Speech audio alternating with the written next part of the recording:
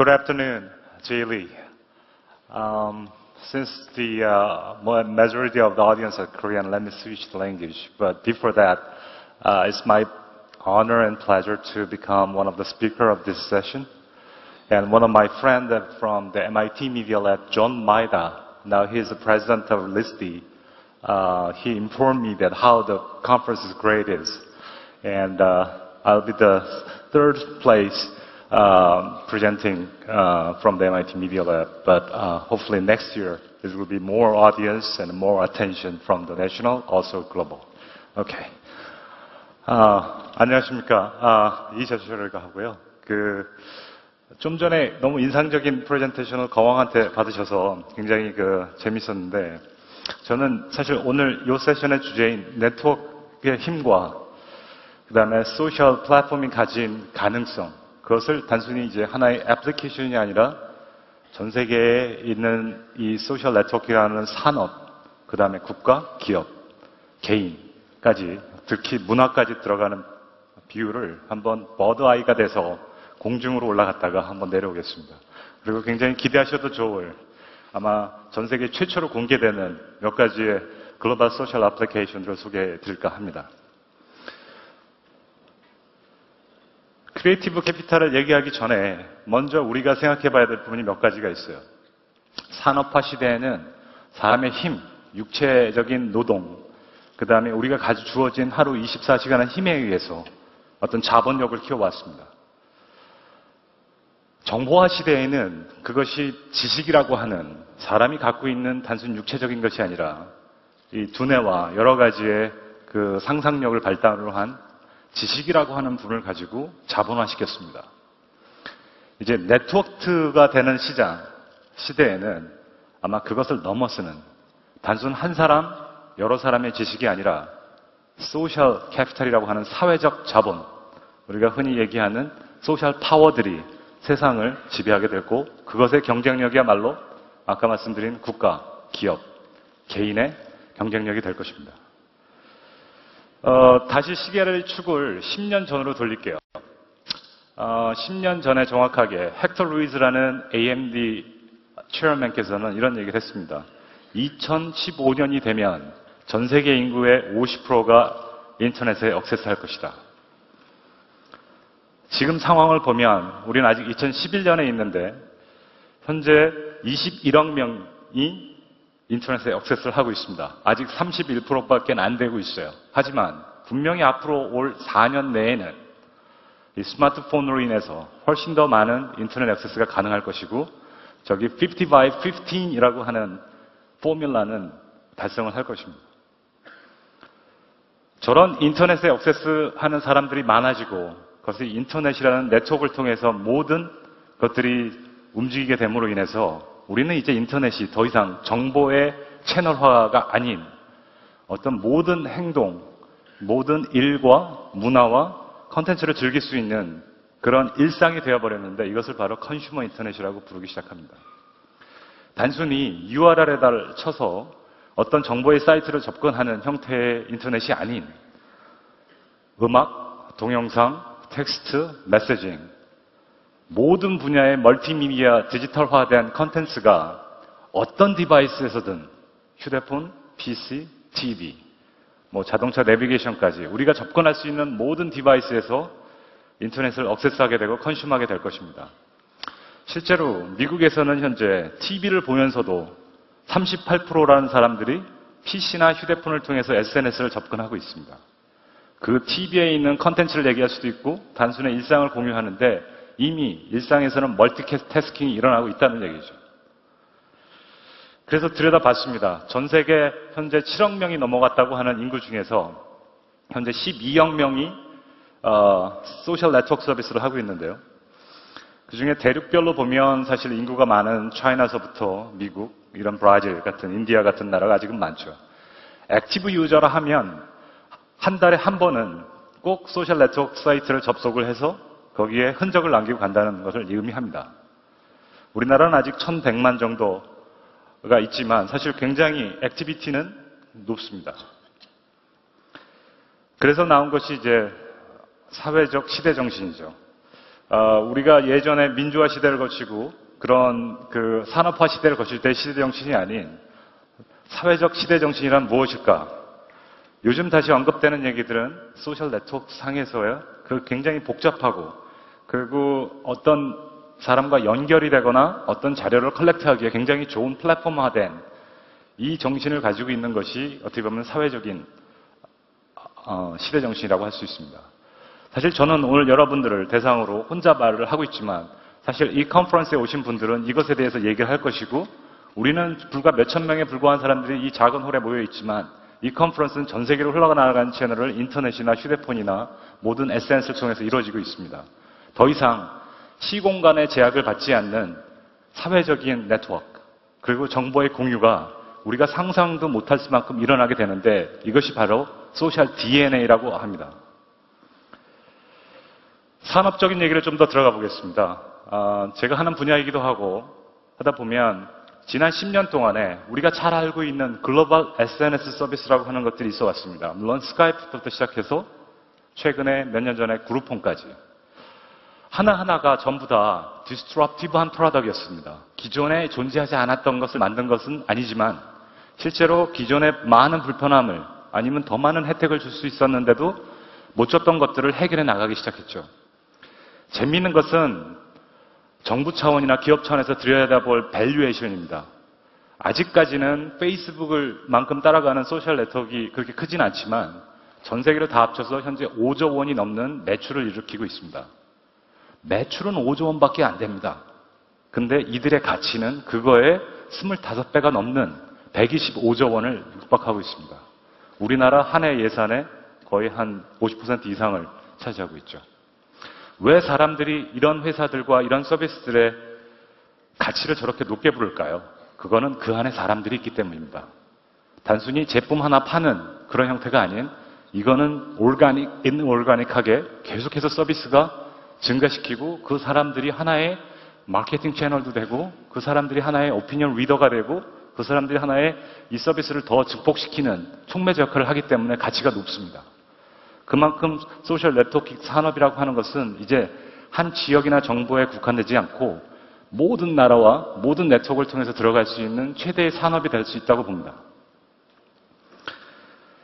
그런 상황에서 불과 2-3년, 지난 2-3년 동안에 우리가 여러분들 잘 아시는 스마트폰의 아주 급속한 보급은 또 하나의 패러다임 시프트를 예견하고 있습니다.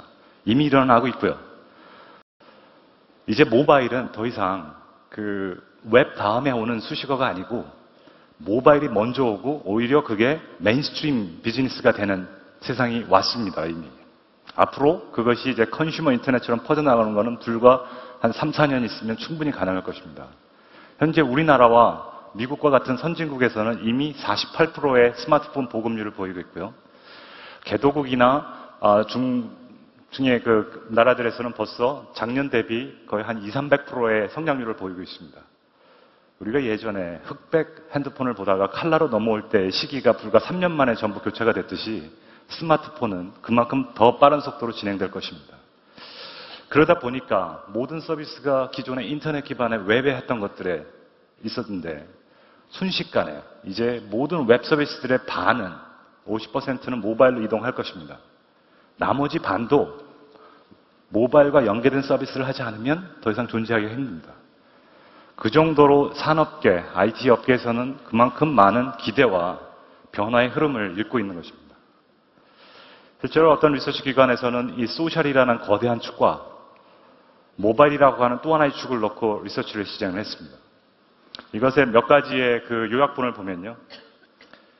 이것이 결합됐을 때의 파워가 왜 큰지에 대해서 얘기하고 있습니다. 기존에 우리는 웹사이트에서 오픈네스라고 하는 개방성, 웹의 개방성을 가지고 모든 정보와 네트워크를 공유하던 것들이 모바일의 실시간성, 그리고 즉시성이라고 하는 것과 맞물리면서 일어나는 파괴력은 인터넷을 창조한 팀 버너리의 말처럼 모바일 웹의 시대가 정말로 도래한 것입니다. 모든 SNS 사용자 중에서도 지금 벌써 한 500억 명 정도는 모바일로 접속을 하고 있고요. 2016년이 되면 17억 명이 모바일로 SNS를 한다고 합니다. 예측에 불과하다라고 생각할 수도 있지만 실제로 여러분들 여기 계신 분들의 SNS 하시는 분들은 아마 모바일로 수시로 자기의 SNS 사이트가 어떻게 작동하고 있고 내 친구들의 활동, 액티비티들이 어떻게 있는지 업데이트를 하고 계실 겁니다. 이제 더 이상 하나의 예측이 아니라 우리가 계속 가지고 가는 생활 패턴이 돼버린 것이죠. 그래서 제가 지금 인볼브하고 있는 회사에서는 이전에 그 벤처 같은 곳에서 일어났던 많은 사람들 쓸 수 있는 메신저 앱도 만든 벤처도 해봤지만 사실 우리나라 대기업 입장에서는 이것을 또 하나의 시장의 기회로 보고 있습니다. 단순히 국내 사용자들을 위한 서비스가 아니라 글로벌리 왜 제조사들은 나가서 승승장구하는데 서비스 프로덕트를 만들거나 아니면 IT 업계의 그 온라인이나 모바일 베이스로 하는 친구들은 왜 많이 못 나갈까? 물론 지역적인 한계가 굉장히 많이 부딪혔죠. 좋은 제품이란 이 모양이라든지 디자인이라든지 피처에 의해서 많이 팔릴 수가 있는데 서비스하고 프로덕트는 굉장히 로컬라이즈된 형태의 컨텍스트를 담지 않으면 성공하기가 힘들었습니다. 그래서 새로 나온 컨셉이 차세대 모바일 SNS 서비스고 오늘 이 자리에서 그 몇 가지를 소개해 드립니다. 첫 번째는 썬듀라고 하는 소셜 Q&A 서비스입니다. 우리가 흔히 알고 있는 네이버의 지식인이라고 하면 사실 IT가 붐업을 일으킬 때 야후보다도 먼저 국내에서 시작됐고 많은 벤치마크된 외국 서비스들이 등장할 정도로 센세이션하게 지식 공유의 차원을 내가 묻고 대중이 답해주는 형태의 크라우드 소싱 형태를 띈 최초의 서비스였습니다. 사실 그것 때문에 국내 인터넷 업계 1, 2위가 바뀌었죠. 그 모멘텀이 또 한 번 일어날 수 있는 기회는 스마트폰에 있다고 판단을 했고 그 형태를 그대로 모바일로 옮긴다기보다는 Friends of Friends라고 하는 2000, 싸이월드의 2000 개념을 도입해서 제가 예를 들어서 수천 명 여러분들한테 여러분 테크 플러스에 오신 분 중에 누구를 아십니까? 라고 하면 저는 제 친구 네트워크에서는 모릅니다. 근데 제 친구 네트워크들 중에 제 주소록에 있는 200명 중에 또 200명이 되면 4만 명이 되고 4만 명들이 200명씩을 갖고 있는 휴대폰 주소록을 보면 그게 8천만 명이 됩니다.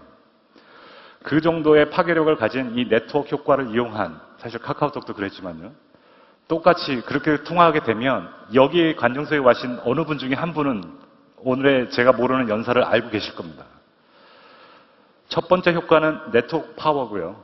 두 번째 효과는 트러스트 네트워크. 신뢰가 가는 네트워크를 통해서 질문과 대답을 하기 때문에 그 정보의 가치는 그냥 인터넷에서 떠도는 가치보다 훨씬 더 높습니다.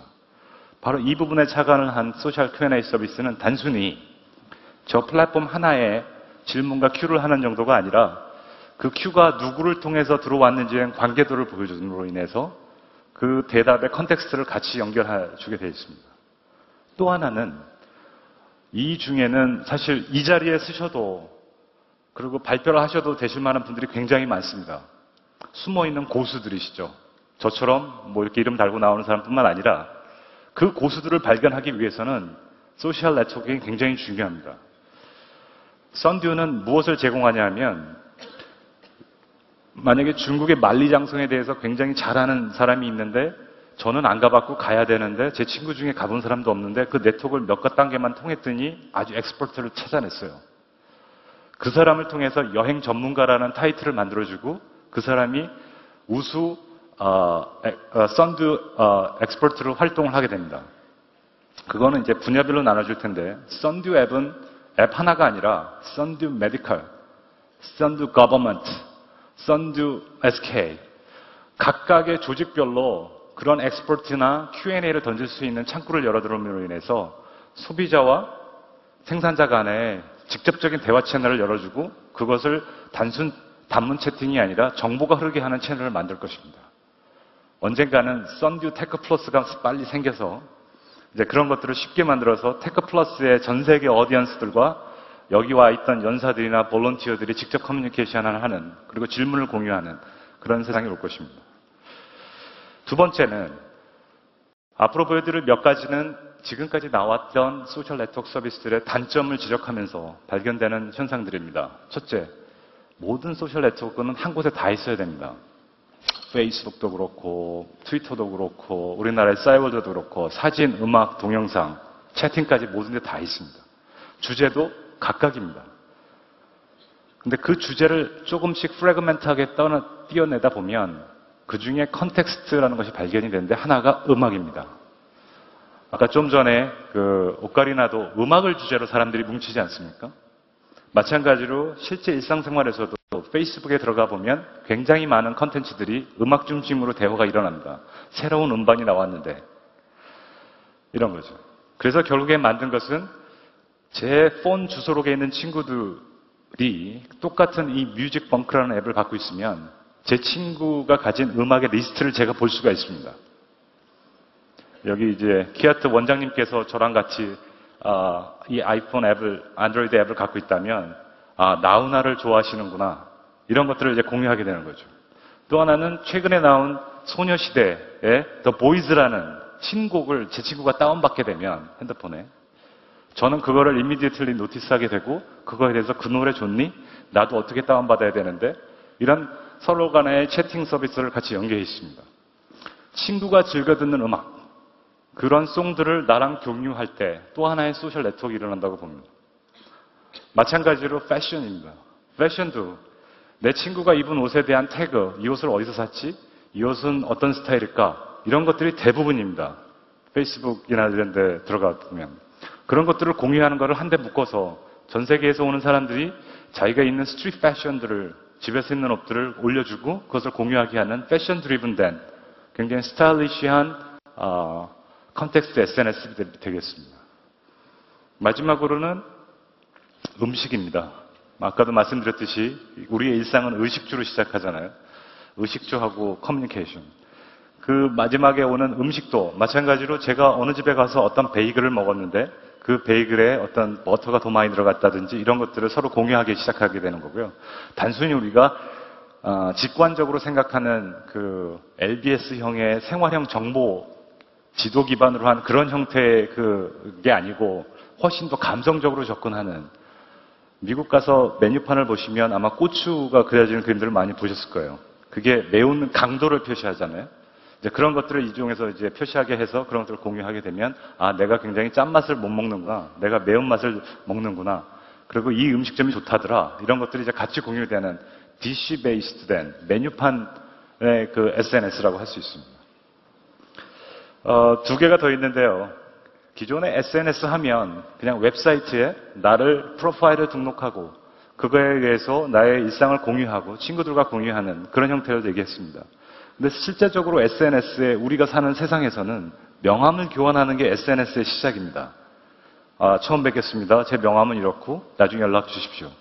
그래서 저희는 소셜 카드, 즉 페이스 카드라는 형태의 디지털 명함을 만들고 그 명함이 단순히 자기가 소속된 회사거나 주소 이런 형태가 아니라 자기를 표현할 수 있게 굉장히 나이스한 그림들을 사진들을 올려놓게 함으로 인해서 훨씬 더 어트랙티브하게 만들고요. 그 다음에 또 하나는 저기 보시면 저 친구는 지금 페이스북과 트위터를 갖고 있습니다. 근데 저만 해도 유튜브부터 시작해서 한 7개의 계정들을 갖고 있거든요. 전 세계 SNS에. 이제 그런 것들을 보기 시작하면 처음에 모르는 사람 거를 자동으로 업데이트가 하게 되는데 주소록 기반이기 때문에 그 사람이 저 카드가 있으면 제가 주소록에 등록하는 순간에 바로 저 카드가 저한테 와 있습니다. 이 사람은 소셜 프로파일이 페이스북 중심이구나, 트위터 중심이구나, 아니면 피카사 중심이거나 유튜브 중심이거나, 아니면 싸이월드나 미투데이나. 그래서 그 사람의 속성을 금방 알아볼 수 있게 해줍니다.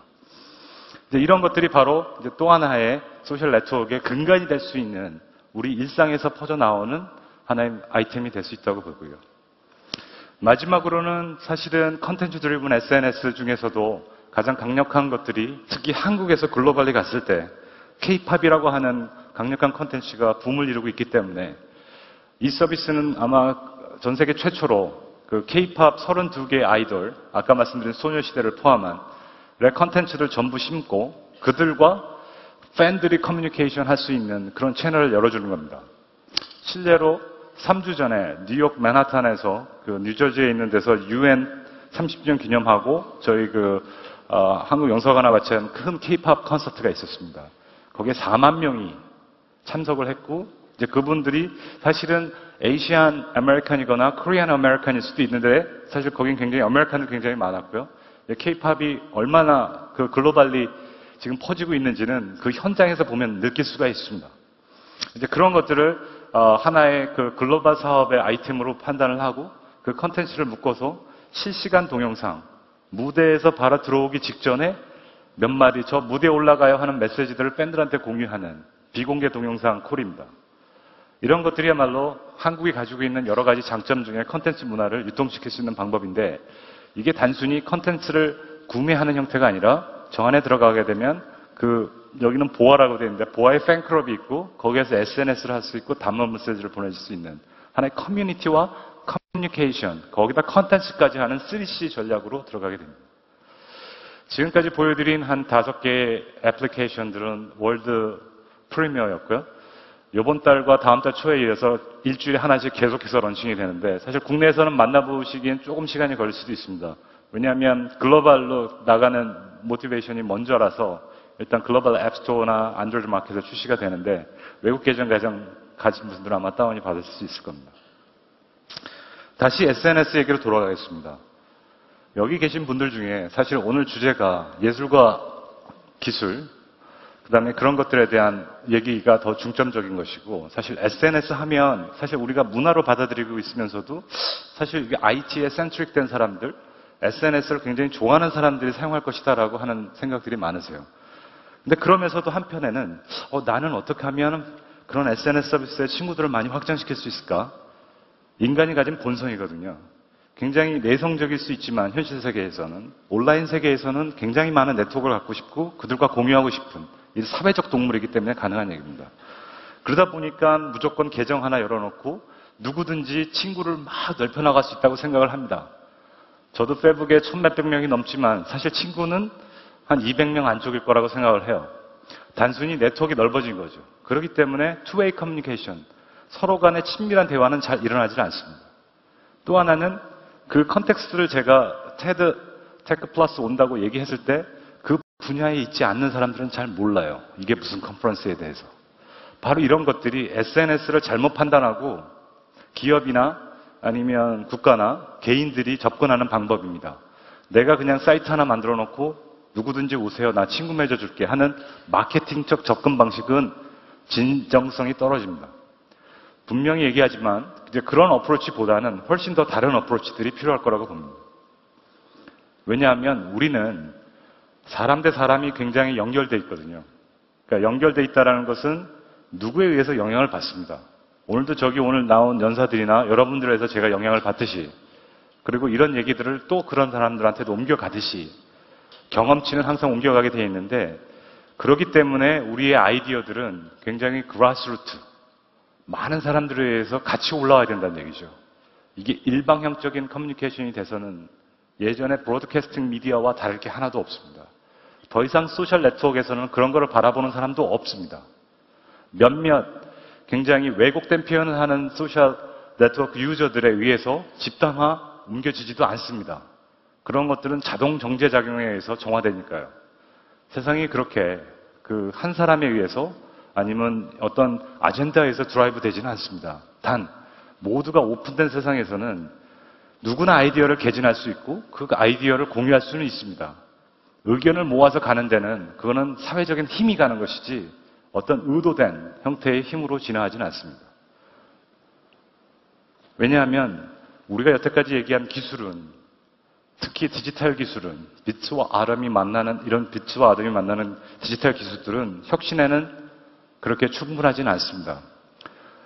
진정한 비잉 디지털 쪽에서 더 인볼브돼서 산다는 것은 어떻게 보면 그런 기술들을 통해서 우리가 라이프화 시켜서 우리의 라이프 스타일이 됐을 때 우리가 알지도 못했던 문화가 됐을 때 그게 완성이라고 봅니다. 오늘 같은 컨퍼런스는 굉장히 중요한 그런 이슈를 던지고 있는 컨퍼런스입니다. 굉장히 많은 기술들이 지금 쏟아져 나오고 있고 많은 혁신들이 이루어지고 있는데 과연 그것들이 우리 문화에 미치는 영향은 무엇이며 그 문화들이 어떻게 해석되어지고 어떻게 현상들이 발굴되어져야 정말 혁신이 가능한가에 대한 얘기죠. 제가 얼마 전까지도 몸담고 있었던 원 랩탑 퍼 차일드라는 저가형 컴퓨터를 개도국에 나눠주자는 비영리 재단에서는 실제로 아프리카 저기 네팔 카트만두의 한 시골촌 아니면 오시아니아에 있는 굉장히 작은 외딴 섬에 있는 아이들한테까지도 컴퓨터를 보급하려고 합니다. 무상으로. 이유는 저 아이들이 그 환경에서는 가지지 못하는 정보와 지식과 커뮤니티를 인터넷을 통해서 접근할 수 있기 때문이죠. 바로 그런 것들이 우리가 가져가야 될 퓨처라고 봅니다. 어드밴스 선진국만 가는 것이 아니라 우리가 갖고 올 수 있는 모든 네트워크, 지역적 기반을 허무르고 경제적 빈곤을 허무르고 우리가 갈 수 있는 모든 네트워크 상에서 누군가 아무런 이유도 없이 연결되어 있다면 그것이야말로 우리가 정말로 바라는 삶이 아닐까라는 것입니다. 휴먼 소셜 DNA를 기대하셔도 좋습니다. 인류는 한 번도 나쁜 길로 간 적이 없어요. 소셜 네트워크는 그 파워를 보여줄 것입니다. 네, 감사합니다.